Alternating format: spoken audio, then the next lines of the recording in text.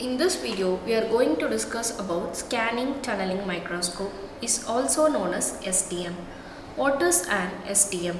STM is an instrument used for imaging surfaces at the atomic level. Principle of STM: when a potential difference is applied across to the surface to be studied and a fine metal tip is placed close to the surface, a current tunnels across the gap. The magnitude of the current is exponentially dependent on the tip sample separation. The changes in the tunneling current when the tip scans over the surface provide the information for surface scanning. The tunneling current varies exponentially with respect to the separation between the tip and the surface of the sample as given in the relation.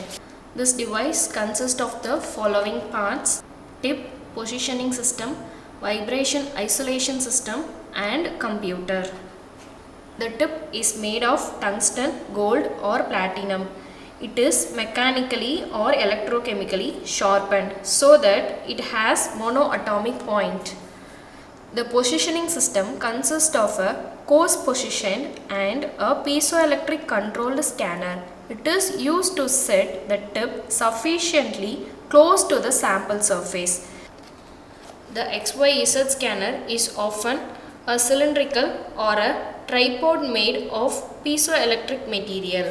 These scanners make the tip move laterally across the sample of the surface. Photographic STM image of graphite surface. Here we have some advantages of STM. High spatial resolution is possible when we compare with the AFM. Using this technique, all types of conducting materials can be studied. Surfaces can be imaged at atomic scale. A high resolution of less than 0.01 nanometer can be achieved in the Z direction as the tunneling current varies exponentially with respect to the surface tip separation. A resolution of less than 0.1 nanometer can be achieved in X and Y directions even when the tip is not atomically sharp. Sample surfaces can be studied in various environments which include air, vacuum, gas and liquid.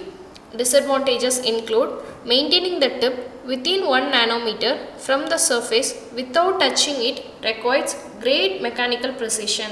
It needs stable and clean surface along with the excellent vibration control. Non-conducting materials cannot be investigated by using this technique.